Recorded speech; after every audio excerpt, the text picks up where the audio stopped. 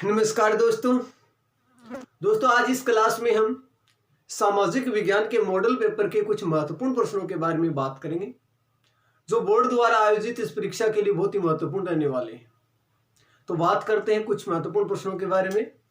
सामाजिक विज्ञान,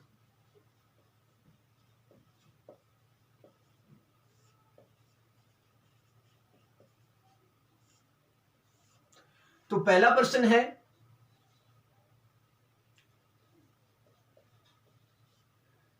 मौर्य प्रशासन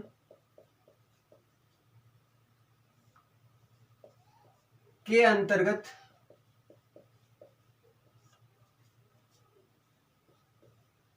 दो प्रमुख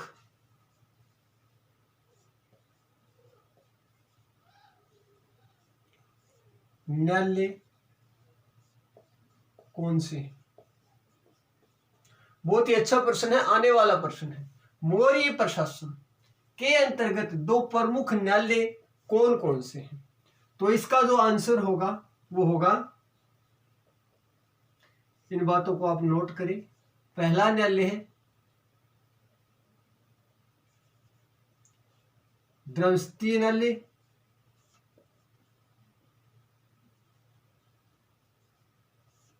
और दूसरा है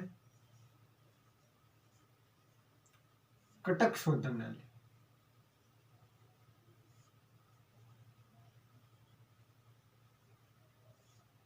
पहला है द्रमस्ती न्यायालय और दूसरा है कटक शोधन न्यायालय। अब हम बात करते हैं नंबर एक, जो द्रमस्ती न्यायालय है।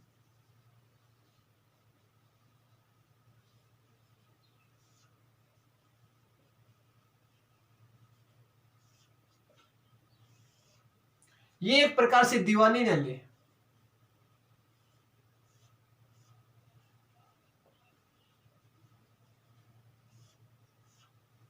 कैसा न्यायालय है? दीवानी न्यायालय है। और इसमें जो न्याय सुनाया जाता है वो धर्मशास्त्रों में निपुण व्यक्तियों के द्वारा, धर्मशास्त्रों के निपुण व्यक्ति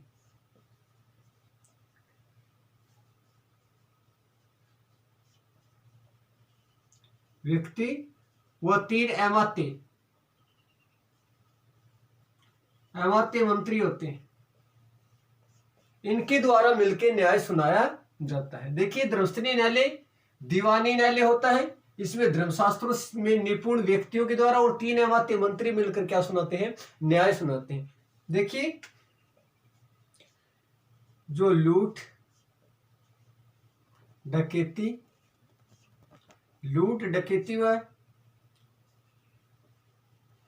चोरी के मामले होते हैं, उन्हें साहस कहा जाता था। क्या कहा जाता था? साहस। उसके बाद हम बात करेंगे कुवचन, मानहानि व मारपीट संबंधित जो मामले थे उसे वाक पारुष्य,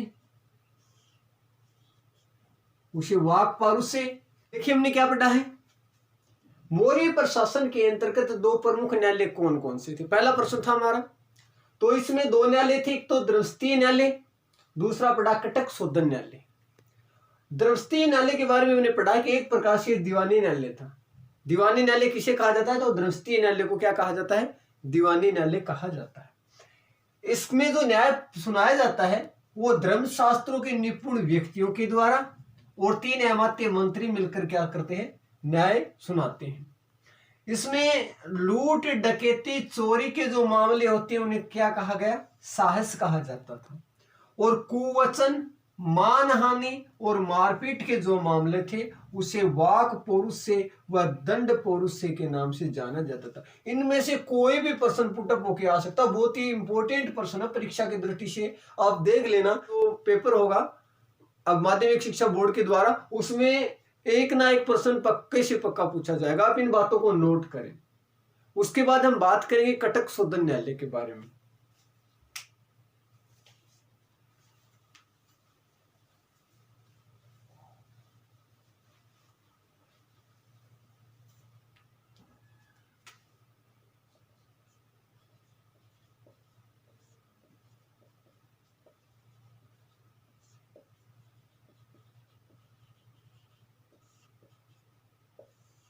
ये कटक शोधन जो न्यायालय है एक प्रकार से फौजदारी न्यायालय है।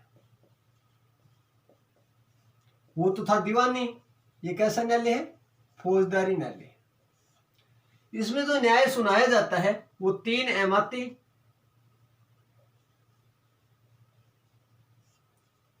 व 3 प्रेदिष्ट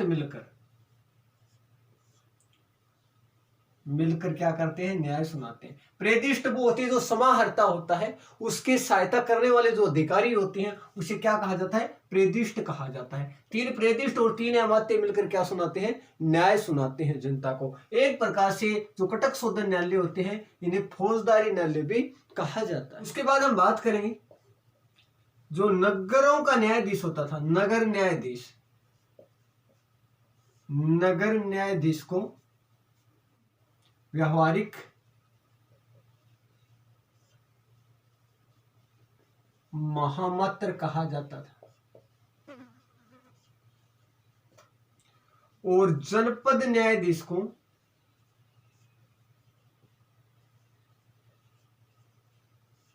राजुक कहा जाता था। आपसे पूछा जाए कि मौर्य प्रशासन के अंतर्गत जनपद का जो न्यायाधीश होता था उसे क्या कहा जाता था? राजुक कहा जाता था। और नगरों का जो न्यायाधीश होता था उसे व्यावहारिक महामात्र कहा जाता था। और कटक शोधन न्यायालय एक प्रकार से फौजदारी न्यायालय था और इसमें 3 अमात्य और 3 प्रेदिष्ट मिलकर क्या सुनाते थे? न्याय सुनाते थे। उसके बाद हम नेक्स्ट प्रश्न के बारे में बात करेंगे।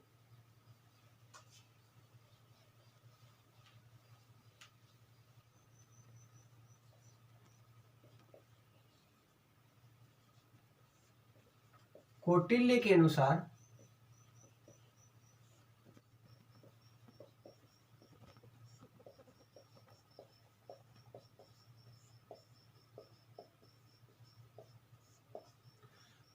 अनुसार कानून के प्रकार बताइए। तो इसका आंसर होगा धर्म, चरित्र, व्यवहार, शासन। ये कानून के क्या है? प्रकार हैं। धर्म, चरित्र, व्यवहार और शासन, ये कौटिल्य के अनुसार कानून के क्या बताए गए हैं? प्रकार बताए गए हैं। उसके बाद अगले प्रश्न के बारे में हम पढ़ेंगे। मुद्रा स्फीति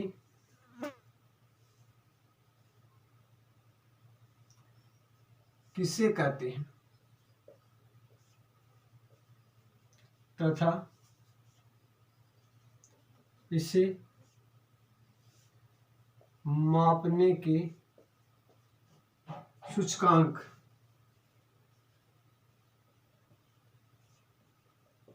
बताइए। मुद्रास्फीति किसे कहते हैं? देखिए, मूल्य में वृद्धि,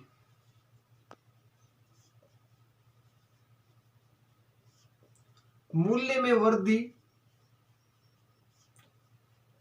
को ही मुद्रास्फीति कहते हैं।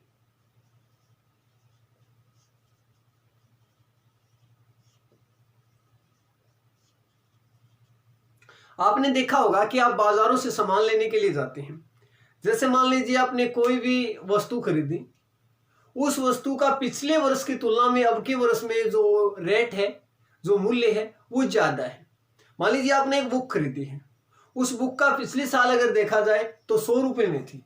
कितने रुपए की आती थी? 100 रुपए में। और अब हम 2020 में उसी बुक को खरीद रहे हैं तो 150 रुपए में आ रही है। तो 100 और 150 के बीच का जो डिफरेंस हो गया वो कितना हो गया? 50 रुपए का। ये जो है ये क्या कहलाएगा? मुद्रास्फीति कहलाएगा। किसी भी वस्तु के मूल्य में जो वृद्धि होती है उस मूल्य में वृद्धि को ही क्या कहा जाता है? मुद्रास्फीति कहा जाता है। को मापने के लिए हम बात करेंगे थोक मूल्य सूचकांक,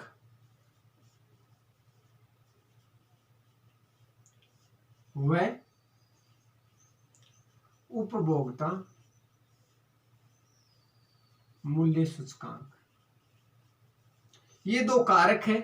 इन दोनों कारकों के द्वारा मुद्रास्फीति को मापा जाता है। एक तो थोक मूल्य, उस वस्तु का थोक मूल्य सूचकांक कितना है, और उसके बाद उपभोक्ता का जो मूल्य है, उपभोक्ता के द्वारा दिया हुआ जो मूल्य है उसका सूचकांक कितना है, उसके बाद जो इसका अंतर आता है, बीच का जो डिफरेंस होगा वही क्या कहलाएगा, मुद्रास्फीति कहलाएगा। तो इन दोनों बातों को भी याद रखना है, थोक मूल्य सूचकांक और उपभोक्ता मूल्य सूचकांक। और मुद्रास्फीति किसे कहा जाता है, मूल्य में वृद्धि, किसी भी वस्तु के मूल्य में जो वृद्धि होती है उसी को मुद्रास्फीति के नाम से जाना जाता है। उसके बाद हम बात करेंगे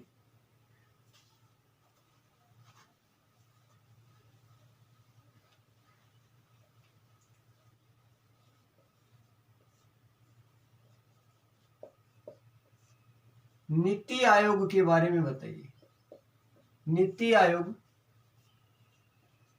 के बारे में। तो इसमें अगर हम बात करेंगे, नीति आयोग था, इसे पहले योजना आयोग कहा जाता था।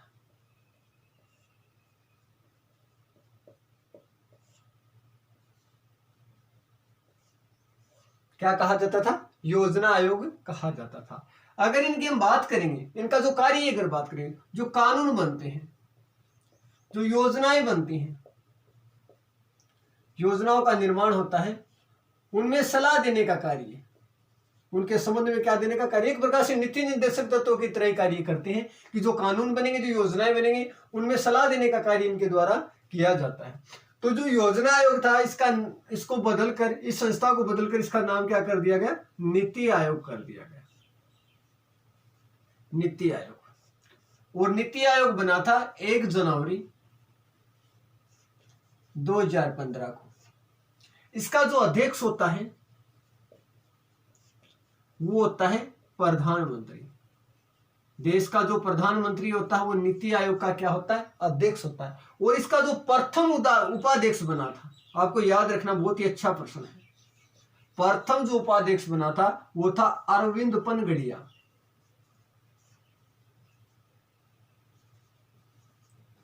अरविंद पनगड़िया। और इसका अध्यक्ष होता है प्रधानमंत्री, और इसका प्रथम जो उपाध्यक्ष था नीति आयोग का वो था अरविंद पनगड़िया। उसके बाद हम बात करेंगे अगले प्रश्न के बारे में।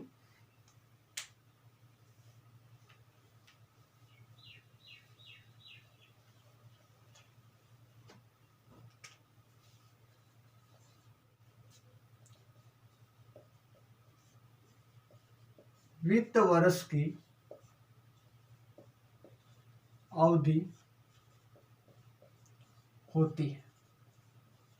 जो वित्तीय वर्ष होता है इसकी अवधि, बहुत ही अच्छा प्रश्न है, बार बार पूछा गया, कंपटीशन एग्जाम में भी पूछा गया प्रश्न है। तो वित्त वर्ष की जो अवधि होती है, तो वित्त वर्ष होता है 1 अप्रैल से 31 मार्च। वित्त वर्ष की जो अवधि होती है वो होती है 1 अप्रैल से लगाकर 31 मार्च तक इसकी अवधि होती है। उसके बाद हम अगले प्रश्न के बारे में बात करेंगे, उत्पादन किसे कहते हैं, उत्पादन किसे कहते हैं, उत्पादन किसे कहते हैं। तो इसका आंसर होगा, आप इन सारी बातों को नोट जरूर करें, औद्योगिक प्रतिष्ठानों द्वारा,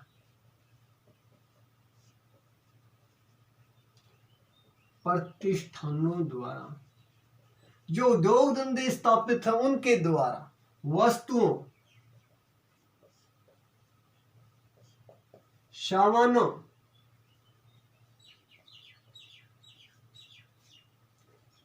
व सेवाओं, ध्यान में रखना आपको, जो औद्योगिक प्रतिष्ठान है, जो संस्थाएं हैं, उद्योग धंधे बड़े बड़े, उनके द्वारा वस्तुओं, सामानों व सेवाओं को निर्मित करने की प्रक्रिया को क्या कहा जाता है, उत्पादन कहा जाता है।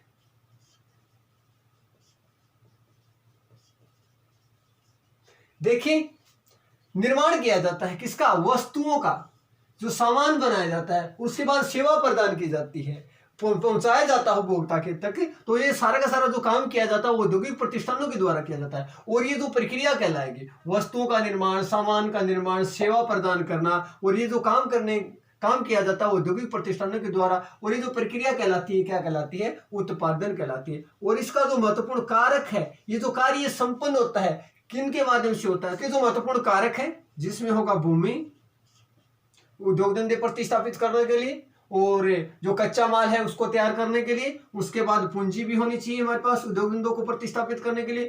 श्रम। उत्पादन के 3 महत्वपूर्ण कारक है। अगर आपसे पूछा जाए कि उत्पादन के 3 महत्वपूर्ण कारक बताइए, तो सबसे पहले भूमि, उसके बाद पूंजी, और उसके बाद क्या होना चाहिए? श्रम, मेहनत मजदूरी। इसी के बाद हम औद्योगिक प्रतिष्ठानों को स्थापित कर सकते हैं, और उसके बाद हम वस्तु, सामानों और सेवाओं को निर्मित कर सकते हैं। और ये प्रक्रिया जो इन तीनों कारकों के द्वारा जो प्रक्रिया संपन्न होती है, इसी का नाम क्या कहलाएगा? उत्पादन कहलाएगा। इस बात को, बहुत अच्छी बात है, इसको नोट्स करके जरूर रखें यहाँ पे। बाद हम नेक्स्ट पर्सन के बारे में बात करेंगे।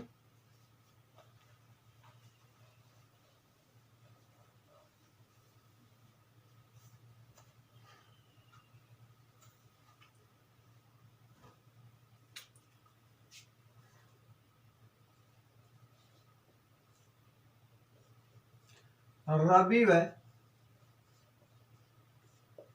खरीफ की फसलों के बारे में बताइए।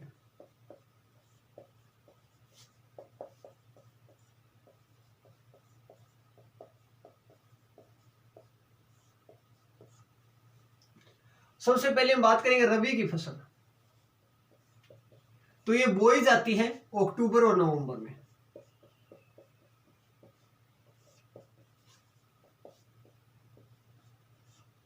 इसकी कटाई होती है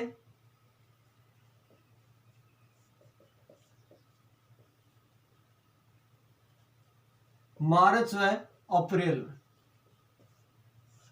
और इसमें जो प्रमुख जो फसलें होती हैं, इसमें हम बात करेंगे चना, सरसों, गेहूं, जौ, तिलहन आदि। उसके बाद हम बात करेंगे खरीफ की फसल। ये बोई जाती है जून व जुलाई,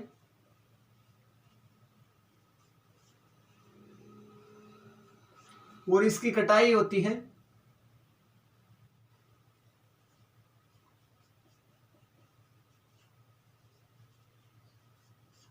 इसमें जो प्रमुख फसलें हैं, जिसमें बाजरा, मूंग, मोठ, सोयाबीन, गन्ना, गंवार आदि। देखिए, खरीफ की फसल के अंतर्गत अगर हम बात करें तो जून और जुलाई में बोई जाएगी, अक्टूबर और नवंबर में कटाई होगी, और फसलों में बाजरा, मूंग, मोठ, सोयाबीन, गन्ना, गंवार आदि फसलें इसमें क्या होगी? शामिल होंगी। उसके बाद हम बात करेंगे नेक्स्ट पर्सन के बारे में।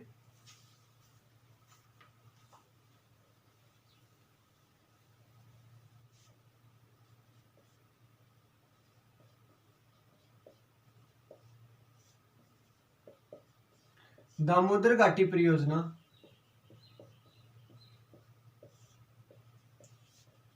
किन राज्यों की संयुक्त परियोजना है?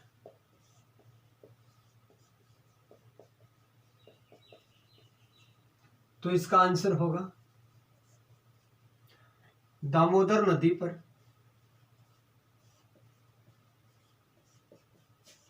पश्चिमी बंगाल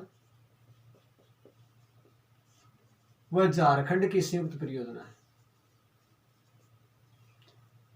और ये दामोदर नदी पर इसका प्रारंभ हुआ 1948 में।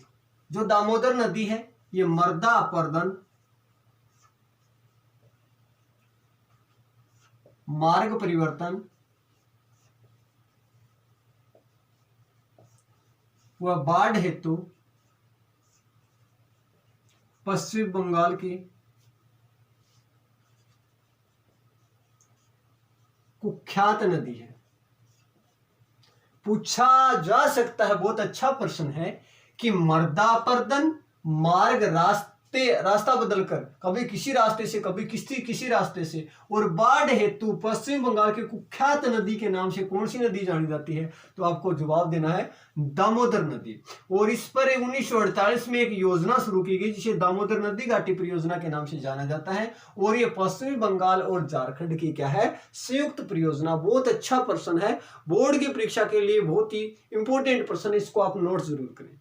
एक बार दोबारा देखें, दामोदर नदी 1948 में दामोदर घाटी परियोजना का प्रारंभ किया गया, और ये पश्चिम बंगाल और झारखंड की संयुक्त परियोजना है। अगर दामोदर नदी की बात करेंगे तो मृदा पर्दन, मार्ग परिवर्तन और बाढ़ हेतु पश्चिम बंगाल की कुख्यात नदी के नाम से इसे जाना जाता है। उसके बाद में हम नेक्स्ट प्रश्न के बारे में बात करेंगे।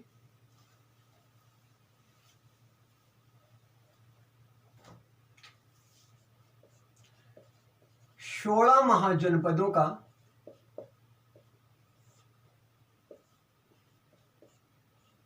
वर्णन किस में देखने को मिलता है?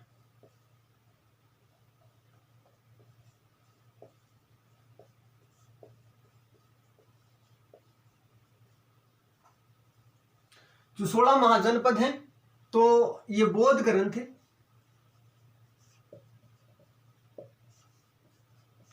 अंगुत्तर निकाय,